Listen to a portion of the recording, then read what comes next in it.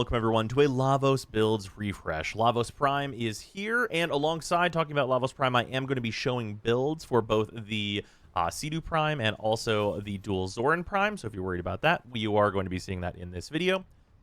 But before we talk about Lavos, we do need to address the elephant in the room with Lavos, and that is that unfortunately with the Lavos PA, we do not see any buffs or quality of life improvements to Lavos Prime. That's really something that I hoped we were getting, but we unfortunately did not, so Lavos has remained basically exactly the same.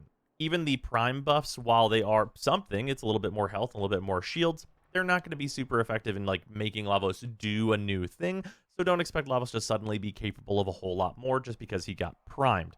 That also means, however, that if you have regular Lavos, you can also use this build, though it's going to be probably pretty easy to get Lavos Prime. The farm was really, really short.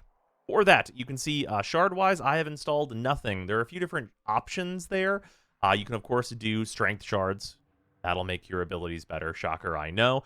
You can do duration shards. That'll, as a bonus, increase status duration. That's more damage over time, which is, I don't think, personally that effective, but it is technically more damage lingering, which can be good in certain situations. And you can also, interestingly, not actually use purple shards for equilibrium, which is what we normally do, but use the purple shards for the more damage to enemies affected by electricity buff. That buff will be easy to apply because, of course, you can put electricity on any of your abilities to prime enemies up. And also, with the augment that we're going to be talking about, you can have all of your weapons also have electricity on them as a separate thing that'll always proc. So because we have access to that, it's actually very, very easy to prime a bunch of enemies up with electricity and then utilize that to get a lot more damage. That being said, purple shards are very expensive. That is a red and a blue shard for every single one that you make. So if you want to give him like a full suite of Tau purples, you are more than welcome to do so. This build doesn't need any of that stuff, but you can see much higher numbers if you do decide to go that way. Me personally, I think that he might get like a parkour shard from me if I need to bring him through like EDA or whatnot.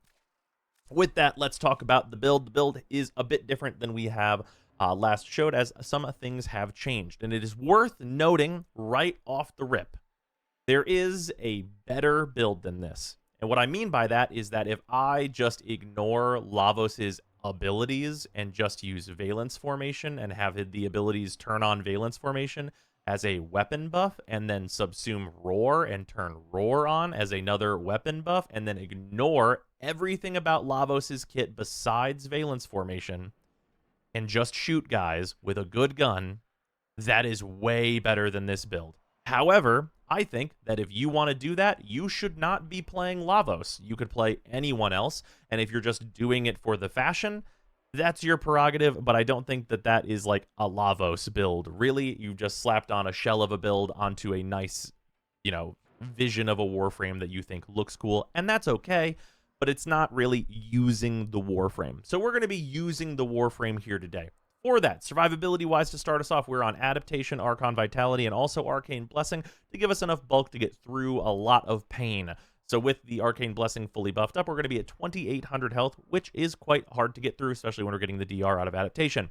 Archon Vitality, the reason this is not Umbral Vitality, is because this is pulling double duty, doubling our heat procs anytime we apply them, specifically with our 4. It is worth noting that it does not technically double or apply them twice. This actually is a +1, so you cannot go from 2 procs to 4, which would be a really nice thing if we could do that, but that's just not what this mod actually does. Doesn't do what it says. But the +1 heat proc is a good chunk more damage and is worthwhile. Other power stats, of course, we need a bunch of range with Stretch and Augur Reach. These are going to make it so that we can hit many, many more enemies. And with hitting many, many more enemies, we need them to actually die. So we are on Umbral Intensify, Augur Secrets, and Arcane Bellicose. Arcane Bellicose, once Arcane Blessing is powered up, this gets to 67% strength, which is a little bit better than Molt Augmented, though it usually takes a little bit longer to build up. That being said, because Lavos is not as, good of a kill frame as, a frame like, let's say, Mesa or Korra or what have you, it is able to be built up even if you are not, getting kills, which means in group play, it's probably going to serve you a little better. And as a bonus, we do get to start with a good chunk of our strength because we do start at 1,600 health. Otherwise, survivability, we have a Prime Sure-Footed, and then we have Archon Continuity kind of bringing up the rear here. This is not really necessary, and it's actually mostly here because the abilities that inflict Toxin also inflict Corrosive. This makes it pretty easy to use your own abilities to prime enemies, because anytime you would inflict toxin, you also inflict corrosive. And the whole kind of thing that Lavos is trying to do is get multiple different elements on enemies so that you can use catalyze and multiply its damage a bunch so that it actually will kill dudes. For that, this is extremely, extremely helpful, but not necessary. Speaking of not necessary, Augur Secrets, I would say, is the flex slot here, and this can be a few different things. If you are doing regular path play, I would very much suggest that this be overextended instead. You'll have to move some things around a little bit, and like usually if you're on lower level play, Valence Formation doesn't really factor in, so you can get overextended in here really easily, or just apply another forma. But overextended over Augur Secrets for low level stuff is definitely suggested, because you're just going to want to hit more enemies, and they're of course going to be much more spread out and be less dense than they will be at higher levels, so you won't really need the strength. And you lose 80% of your strength with really no problems at those lower levels. Enemies will just get evaporated by basically anything you do, because it's regular path. Other than that, there's a lot of things you can swap in and out of here. I know some people are like a big fan of Swift Bite, which does fit in here. If you really want Swift Bite, if you like really want to mitigate those cooldowns using Ophidian Bite, you can. You will lose some strength for it. Obviously, you could install 2 red shards and more than supplement the ability strength loss if you really want to use Swift Bite. And this will give it a little bit more range as well, and maybe makes your cooldowns just a little bit easier to manage. Personally, I think they're both kind of about the same, so we're going to show it off with Augur Secrets instead, as the little bit of a damage boost I think has performed pretty well for me. And I'm not really usually seeking out the specific parameters to trigger Swift Bite in missions, as it's kind of a hassle. Other than that, we're on Curse Projection. Of course, like, we don't use energy. Lavos is the cooldowns Warframe, so that's really all that is going to be great up here. We can't use Brief Respite because, again, we don't use energy, the siphons and all that stuff. Like, you could use like maybe health regen in here, but that's not great. You have Ophidian Bite, you could just heal yourself with that. So not much to be done. In terms of the Subsume, we have removed R2 in favor of Breach Surge. This is for a lot of different reasons. Of course, this could be Roar, but Roar has no defensive component. This could be Eclipse, but Eclipse doesn't work as well with powering up your abilities. In fact, it doesn't work at all with powering up your abilities, really, unless you count Valence Formation. And this will just kind of do all the things you need it to do. It's defensive, it's offensive, it's like a nice multiplier. It works well with your 4, it works well with statuses ticking damage. It does a lot of things. Breach Surge is a very, very good ability, and I think it works well here. It's on a 10-second cooldown, but it lasts much longer than that, so you're really going to have 100% uptime on this, and basically every single time it comes off cooldown, you should be tapping that button. Otherwise, weapon-wise, the Sea-Doo. Sea-Doo is on this build. Pretty, like, you know, kind of very general stuff. We're on Crux. The Magnetic Strafe mod is new here. The plus 40% fire rate is really nice, especially to counteract the loss of fire rate we get from deceleration. Otherwise, we're doing savvy stuff. Kind of like, you know, feels pretty stock standard for what you might expect for the Sea-Doo, I think, and it is what works really, really well. It is worth noting that I am on Snapshot, which is plus 20% movement speed when aiming. This is a filler mod. You don't need this at all, but I've noticed that, unfortunately, the glaive that you shoot at with the alt fire of the Sea-Doo is really, really buggy if you use galvanized acceleration. So while this should probably be an instant slot improvement to the Sea-Doo Prime, I would actually suggest not doing it, as the alt fire gets really unreliable whenever you increase its speed for whatever reason. But hopefully that receives some kind of patch and we can just swap that in and make it real easy. Maybe give it a try if it's been, you know, if you're watching this video a month after it comes out, maybe give it a try with galvanized acceleration, see if you feel better about it. But Snapshot is like it's like a whatever improvement. It's fine. Other than that, of course, the dual Zoran, this, we're just on the Kuva Brak. I showed this build very recently. It's in the all the Kuva weapons video. This is just holding dexterities for the dual Zorans for whenever we're going to be like showing them off. This is standard influence stuff. It's a pretty regular melee weapon, all things considered. Of course, it does have that unique passive, which we are going to talk about for a bit. But we're just going to actually show that. Otherwise, just doing normal influence things. It's a little 3-forma build, kind of just basic stuff here. And you know, it's a dual blades at the end of the day, though it does have that special passive. Now, before we do anything else, I do want to show off the Sea-Doo Prime and the dual Zoran Prime so you can get a look at those before we equip the other thing this build is going to be using. So let's give it a look at this stuff real quick. It's going to be, you know, pretty in and out 5-minute adventure. I'm of course not going to like be buffing these weapons or anything like that. I will say one of the things that the Sea-Doo would really, really like to have that it doesn't have is punch through. But, you know, I think it does a very, like, solid job. Crux is, of course, bringing a lot here with making us very efficient ammo-wise, giving us effectively 120 rounds in the magazine. It's a shotgun, so you proc Crux pretty much instantaneously, so you can really just shoot this thing forever and just keep firing the glaive out, and it does a really good job. It's an improvement over the regular Sea-Doo, which was already very good, so you can imagine it's also very good. The Dual Zoran, just to show that, hey, guess what? It's an influence weapon. You've seen this once. You've seen it 1,000 times.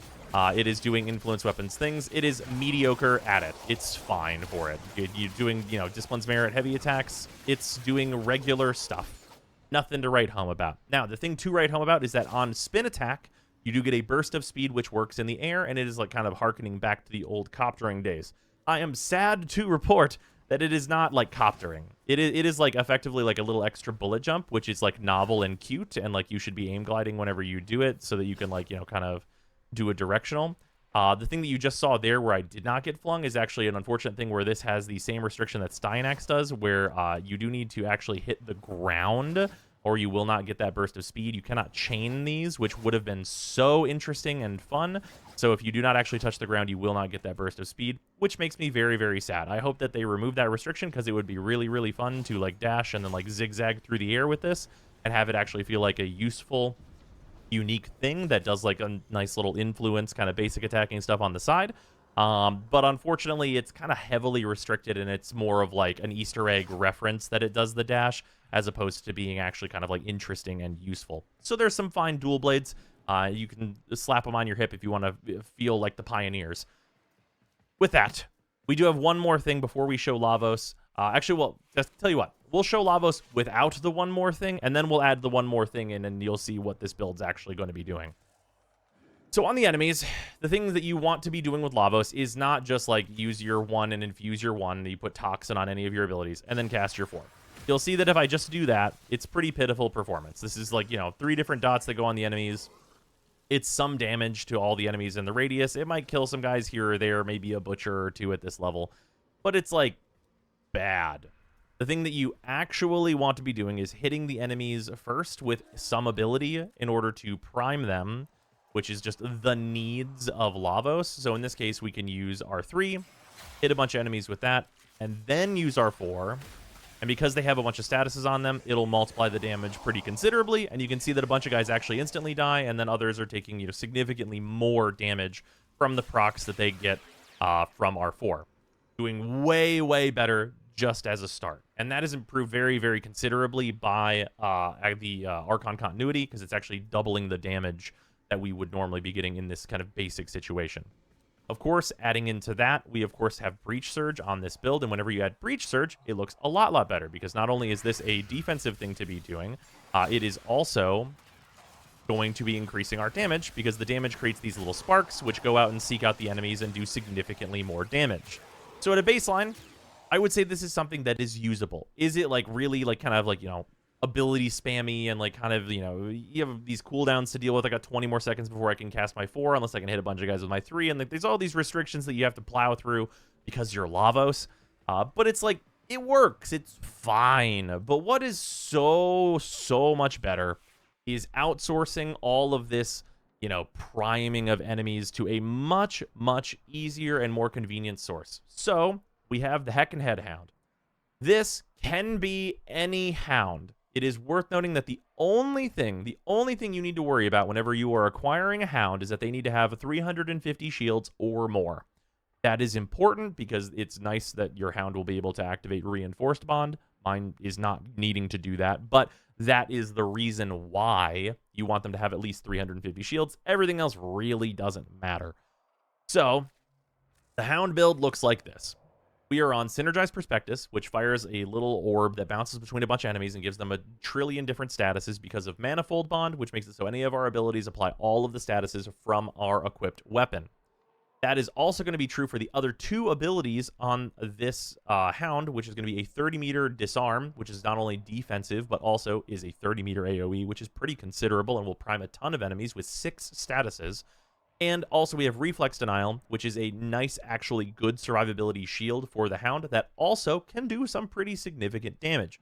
All this stuff is combined up with Contagious Bond, which means that if the Hound is actually killing the enemies, it's going to kind of cascade out and kill everyone. Momentous Bond so that the Hound can actually get even more statuses as Eximus which is going to make it just better and better and better. Primed Animal Instinct and Vacuum are just going to be here for, utility, but then Vitality and Metal Fiber are here for the survivability of the Hound itself. Of course, this could be, like, if you want to use the shield mods, that's all fine and good, and, like, you could probably find room here for Reinforced mod, maybe instead of Momentous, if you really wanted that buff as well, but this is what I'm generally using on this Hound. This is good because anytime it casts any of those abilities, it puts 6 statuses, everything we have here on the Lacerton. It is worth noting that the Akaten, which is base Puncture and Slash, is theoretically very slightly better, but the Lacerton is what I invested in back whenever Shattering Impact mattered, and it is like, percents of a percent maybe different and better to do the Akaten instead, but it is worth noting that. But in terms of the Lacerton build, this is what we're looking at. Basically, put a bunch of statuses on it, but also include Prime Pressure Point and Condition Overload. Unfortunately, the crit here is just not very good, and there's not much we can do about that. But a bunch of statuses, a bunch of base damage, and Melee Elementalist make it so this dog can actually punch enemies at this level and do good things. And whenever it procs Heat or Slash and being able to spread that stuff out, it's going to do quite well. I would argue that it's sometimes better than what Lavos is doing. So, like, if we look at, like, what it's capable of, it will prime all these enemies up. He'll just run out and start attacking enemies, and, can do pretty well on his own, especially once enemies start dying. It'll cascade out of control and just kill everyone. And this is a totally passive thing that the Hound will just be doing. Of course, left entirely to its own devices without anyone, like, helping it at all, it'll usually die to an enemy at some point, usually an Eximi, but it does a lot for you. Of course, whenever that's combined up, even just giving the Hound your 2, in this case, Breach Surge, really is a huge, huge effect, and because it's priming everything, you can go straight to casting your 4, so you can see 23 million damage sometimes, which is pretty good. For me personally, I think that this is kind of a thing you must do. Of course, you can do Diriga, but Diriga is at insanely less range than the Hound, and you could do something like Death Cube, but Death Cube is also much more limited in terms of the amount of enemies it can affect. I have found nothing better than the Hound for spreading these statuses and making it so that my abilities actually do something when I use them. With that, the Hound is kind of carrying Lavos in higher level content, I would say, and that's not the biggest problem in the world, but it is a lot of what's going to be making him tick currently. In terms of Focus School, obviously you don't need energy for using Xeneric or anything like that, so Maturai is great. It's just going to be a nice damage increase for you, but that's just worth a minor mention here. Anyway, that's what's up with Lavos. Like, you're going to use your 1 to heal. You're going to infuse that with electricity basically always. You're going to infuse your 3 with toxin basically always because it's going to be priming that additional material. And also you're going to be priming your 4 with toxin as well usually. Sometimes you'll want that to be heat, but that's like a little situational depending on like what's going on. And then you're going to want to be casting your 2 on cooldown to do things. So yeah, that's going to be what's up. Let's jump into a mission and show it all off. All right, jumping into tab here, there is something that I would like to immediately note before we do this mission. Lavos will fluctuate wildly in terms of KPM between like 70 and like about 110, 120, really dependent on the tiles that we are in, and that is because his 4 is very finicky in terms of vertical spaces. In terms of vertical spaces, if you are above enemies, his 4 doesn't see below it, like basically at all, but it sees above it pretty consistently for like a good distance. So if you are in a relatively flat area, it'll work pretty well as long as you stay like lower down in the tile. And like if enemies are a little bit above you, that's fine. But if enemies are like all below you in surrounding tiles, that's very, very bad for what your like KPM is going to be looking like. So you do kind of like need to make sure that you are not like standing up, like even standing up on things in a tile is pretty bad for you, which sucks. And I really wish that it had better like, vertical tracking, but it doesn't. So that is a worry you will have to unfortunately face. In terms of using our 3, obviously we just want to fire our 3 down hallways and get like as many cooldowns back as we possibly can. Whenever we can, be casting our 2 basically every time it's available. Because Breach Surge, damage go burr. You can see like we can do like 18 million in some like good cases here where our dog is cooperating as well. Obviously, you are counting on the dog to do a lot of the priming and stuff, but of course, whenever you're shooting your 3 out, it will do a light prime, which should be plenty for enemies at this level, and actually for quite a few levels above this, so it's not too dire. And that's the loop. Obviously, we're waiting for a couple of cooldowns here. We can quickly get our 3 going, recast the 2 again, get in this doorway. Oh, you know, here's actually an interesting spot to show a tech that I think is very nice, especially if you're in solo. Taking your bike out and just putting it somewhere, this will hold this door open, which makes my life infinitely better. So yeah, if you wanted like a nice survival tech, especially if you're going to be solo and like need a door to stay open because line of sight abilities can be a real bitch, yeah, that's a real good one. Real nice little tip for you there if you were looking to have one. It makes a lot of tiles a lot better. Ones like this one that we are in specifically will benefit pretty greatly from it. It is worth noting that his 4 does not need to respect line of sight. So you can just like use his 4 from basically wherever, which is part of what makes it so that like whenever you're low, it's not the biggest deal in the world. It's still very inconvenient. But at least you can like jump down into a pit or whatever, and you won't have broken line of sight with all the enemies that you should be here killing. I've lost a little bit of health, so you can see here, just bam, pop myself right back up to full health very easily. And we're just like doing the do. Here in like the first 2 minutes, I'm at about 188 kills, which is a little under that, you know, kind of 100 KPM that we usually want. These tiles are like not the ideal for me. You can probably, you know, we might be able to like run around and search for like a more ideal location, but this is like kind of a basic location, I would say. Like things are going to usually look like about this. It'll be fine. You'll get some enemies trickling in from a lot of different directions. Searching for perfect tiles and all that is like generally kind of a little bit of a waste of time. You can see there that my dog actually killed like a bunch of the enemies that I was looking at, which meant that I did not get my cooldown back. I really wish that the cooldown numbers for Lavos' 3 were better, but unfortunately that 1.5 seconds is going to be what we're dealing with there, so it's quite a number of enemies we need to hit in order to instantly get our 4 back. Unfortunately, needing to hit 20 enemies is kind of a lot. Granted, that's just instantly getting it back. Of course, time will pass, so you don't need to quite hit 20 usually. Yeah, because like we're dealing with kind of 2 hallways here, that one there and this one here. It'll hit that hallway, as you can see, even if I'm over here on this one. So I'm just trying to maximize like the space that my 4 is hitting so I can like, you know, get damage on as many enemies as possible. Coming back over here to use the Breach Surge so it can hit as many enemies as I reasonably can as well. And you can see, like, we're getting, like, decent damage. I will say that this is, like... This is a build that... It's kind of showy, I suppose I should say. And that's, like, not necessarily a bad thing. But I will say it tends to look better than the performance actually is. Which is a bit unfortunate.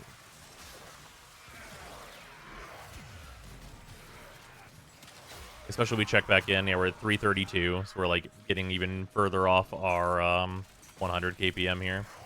Which again, not much to be done about it. We're still Lavos. Of course, like, you know, we have Valence Infusion for our weapons and stuff. I'm trying to mostly show off like the abilities to show that you actually can just use Lavos.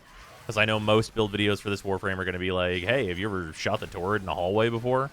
But I have done that. I know what that looks like already, so I kind of wanted to show something different. But of course, the Sea-Doo will do Sea-Doo things, as we showed in the sim. It's very good at doing the Sea-Doo things. And that is made only better by Breach Surge and other things like that.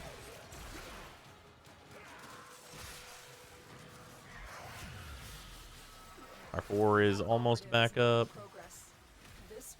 We can cast that out. Whenever the Acolyte gets here, we'll see if we can get the dog to prime the Acolyte. Of course, you could always bring a secondary weapon, like the Epitaph with Encumber, if you wanted to just like always be sure you have something in your pocket to like kill with your 4. But, you know, not exactly hard to get, but like a little bit annoying all the same. See if we can't get our ability back here. He's got some on him. And with our 4, get like a pretty good damage there. Pretty like nice heat proc. Well, heat and, you know, a few different damaging procs there. Pretty decent damage. Like, not bad. It can kill an Acolyte. Not bad. It's not bad. It's fine. For about 6 minutes here, we're about 450 kills. But, you know, this is playable. This is usable. Like I said, it's not, you know, it's not the greatest thing in the world, but it is Lavos,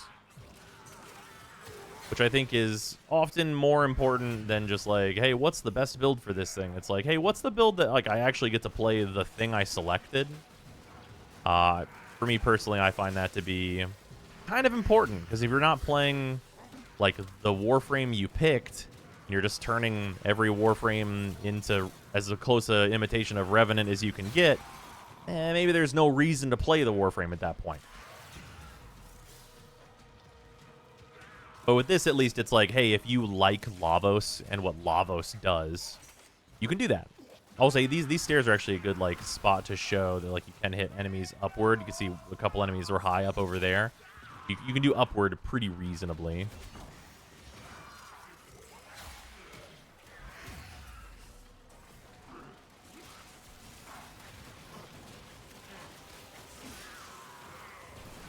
We're all on cooldown here. Fire the C2 out.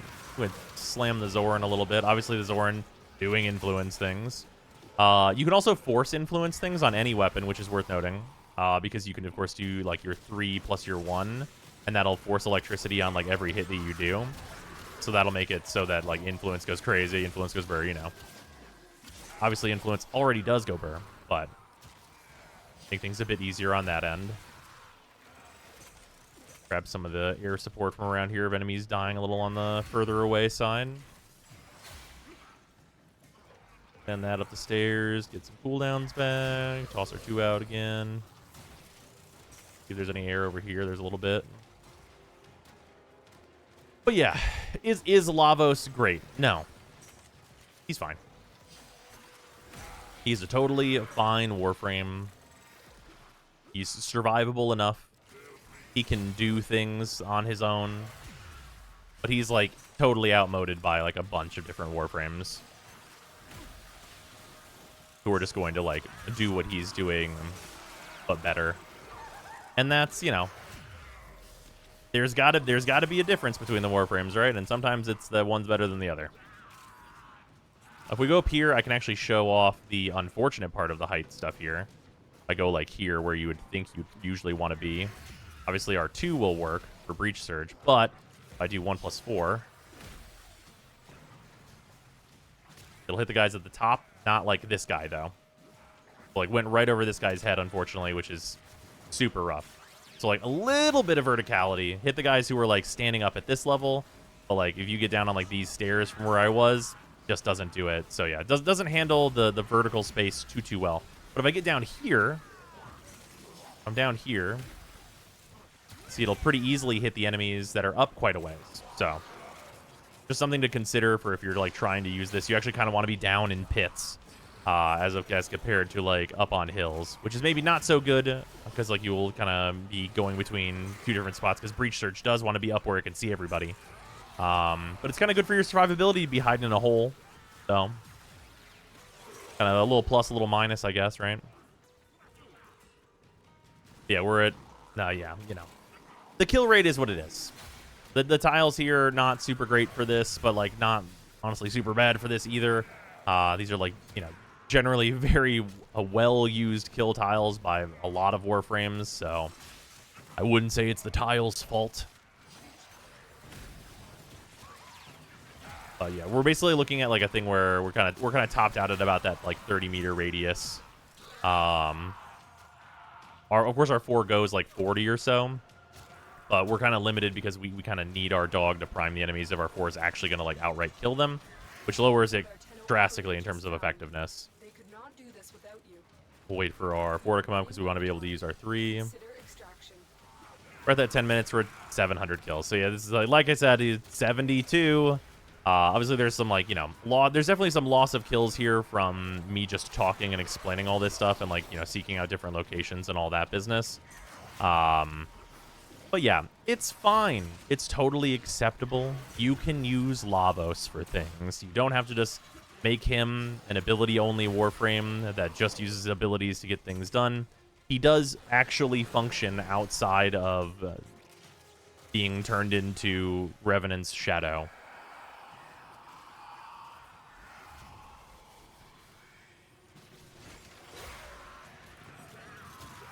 See the dog is primed angst, so if we can just... Bam. There you go. Nice big hit. Finished off the Acolyte there. But yeah, like you're to reiterate once again, you are better off just using weapons and whatnot. You're better off just shooting the guys. But it's like, to what end? Like once you're just shooting the guys, like, what's the reason that we're Lavos, right? It is also worth noting, this is going to be a thing that's going to get fixed. It's currently in like the known issues part, but Valence Formation should be increasing the damage of procs you get out of weapons. Currently, it's not doing that, but that is known issues. Valence Formation and Shock Trooper and other mods like it. That's a known issue currently, that none of those things are increasing the damage of procs like they're supposed to. So you will get actually a little bit of better weapon performance than I've even shown in this video in the future when you're using Valence Formation. But yeah, that's what's up. He's fine. Totally usable. If you want to like actually utilize Lavos, this is the build that I suggest doing it with. But he really could have used a quality of life / buff pass for this Prime release. Would have been really nice. I think that mechanically, Lavos is like cohesive and there and also interesting, and does some like, you know, unique things. But just numbers wise, man, it's tough out here for an alchemist. Hey everybody, it's time to thank the patrons that are hanging around and supporting the channel. So, to start with that, the $10 patrons are Atheon, Alex Farnham, Arbiter Daydream, Marcus, Benuven, Plotomatic, Brutus Salazar, Candelathra, Glob World, Dylan Dworsky, Athrain, James Hearththorne, JC for Science, Josh, Luzanth, Vikatel, Michta, Nerve, Ruby, Sanyu, Sharp247, The Coupon of Death, Waifu Wars, Wodad01, and Zeraphir. Also, thanks, of course, to all of the other patrons for supporting the channel. It is much appreciated. It's a little sneak peek on what we're getting into. There's going to be a lot more of these kind of big re-reviews of weapon types and their new builds and stuff, as things changed a lot at the end of last year. And of course, there's also planned new free-to-play before we get into any, you know, more big updates. So look forward to that.